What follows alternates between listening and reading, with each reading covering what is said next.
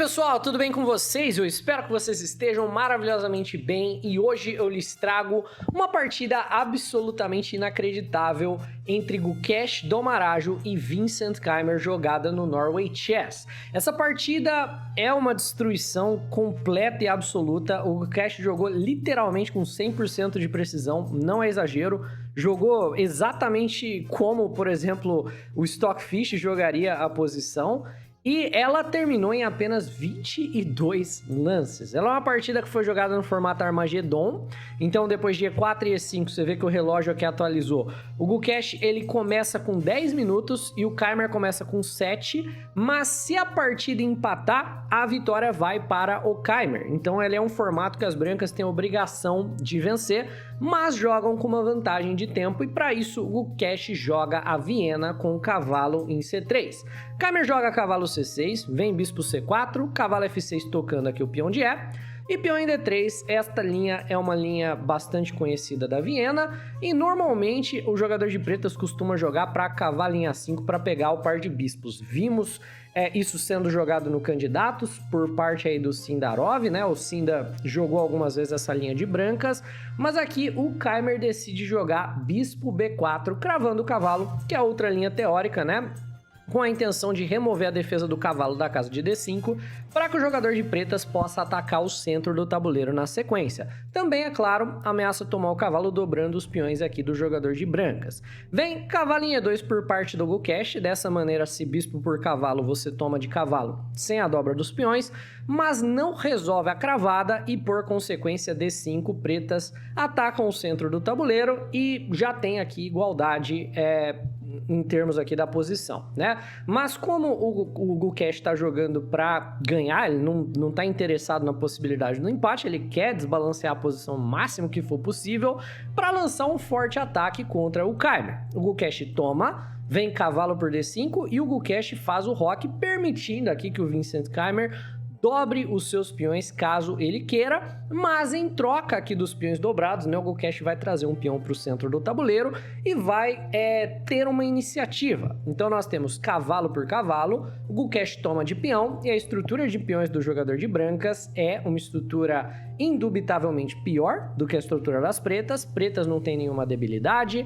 tem todos os peões muito bem posicionados, todos se defendem numa boa, né? Tá tudo muito bem organizado aqui de maneira conectada, enquanto o jogador de brancas tem peões dobrados, que são uma debilidade, e um peão isolado, que é uma outra debilidade. Ou seja, se isso aqui for para o final de jogo, já era, né? Se for para o final, o Gukesh tá com uma estrutura muito pior, vai perder, mas o Gukesh quer resolver esta questão rapidamente com um forte ataque. Ele tá ganhando tempo em cima do bispo, bispo D6, ele não perde tempo para romper o centro do tabuleiro com F4, para tentar abrir a coluna da torre e talvez também, né, abrir a coluna do rei do adversário. Caso o jogador de pretas tarde a fazer o roque, talvez tenha um ataque para cima do rei. Vem e toma F4, cavalo toma e pretas rocam, tá certo?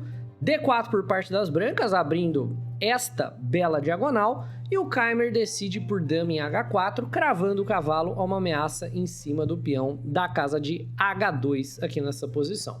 O Gukesh então decide incomodar a dama do Keymer, jogando o peão em G3, vem dama G4, e como o Keymer tem a vantagem do empate, né, nesta posição, se o Gukesh troca as damas aqui e leva para um final, o Keymer não precisa nem ganhar, né? Se trocar as damas, a gente já comentou que o final é melhor para o jogador de pretas, mas o Keymer não tem nem obrigação de ganhar. Se empatar a partida, o Keymer já leva o ponto para casa, já fica muito satisfeito.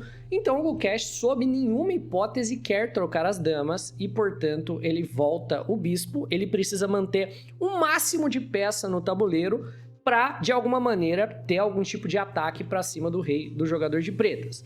O Keymer decide voltar a dama para a casa de D7, certo? A dama estava sendo atacada.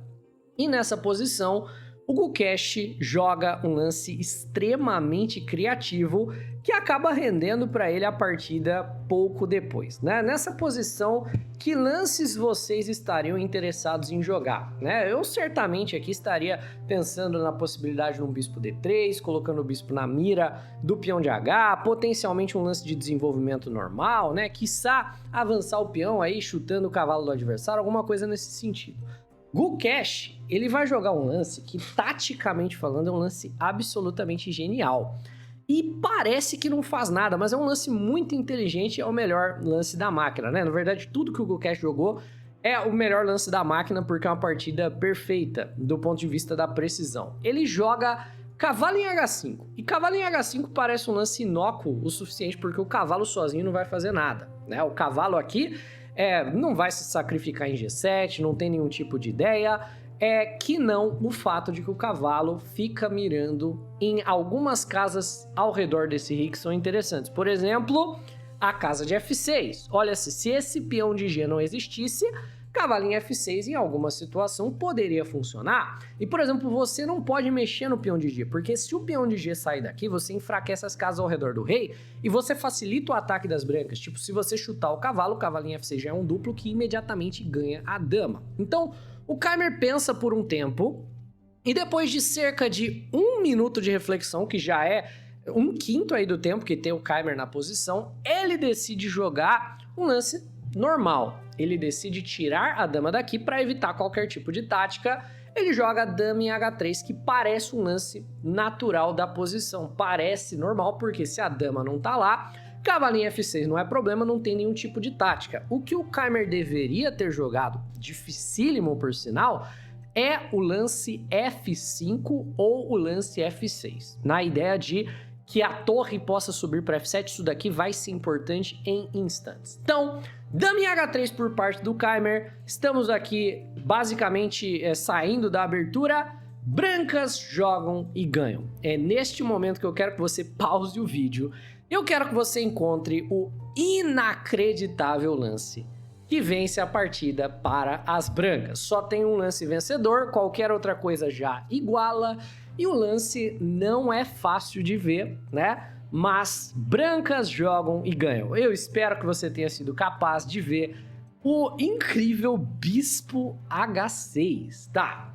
vamos desempacotar este lance. Bispo H6 é um sacrifício de longo prazo por parte do Gukesh. Não tem nada imediato se você toma o bispo, que torna o lance ainda mais bonito, né? É diferente você jogar o bispo em H6, por exemplo, com a dama em D7. Por exemplo, se A6 e bispo em H6 é diferente.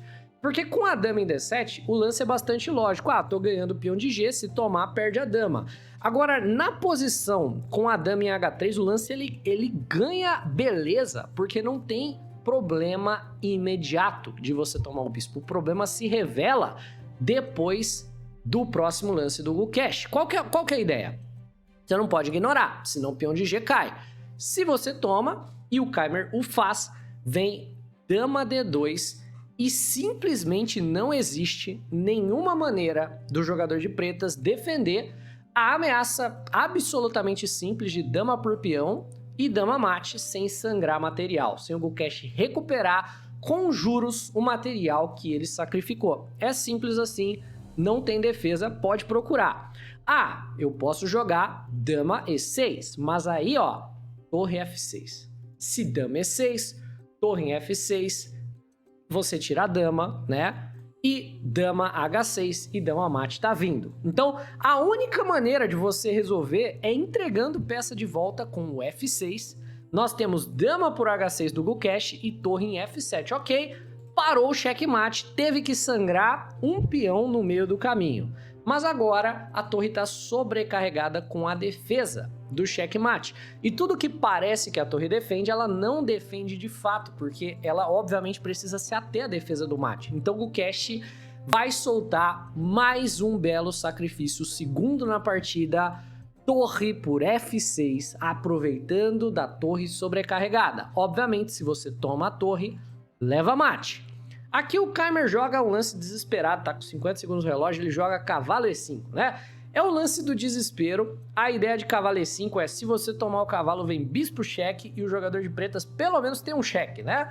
E o jogador de pretas vai tentar alguma coisa ao longo ali da diagonal. Se toma o cavalo, bispo cheque, sei lá, algum tipo de contra-jogo, né? Na expectativa do Keimer. Só que o Gukesh simplesmente toma a torre que defende o mate. Você não pode tomar de cavalo, senão leva mate. Tomou de rei.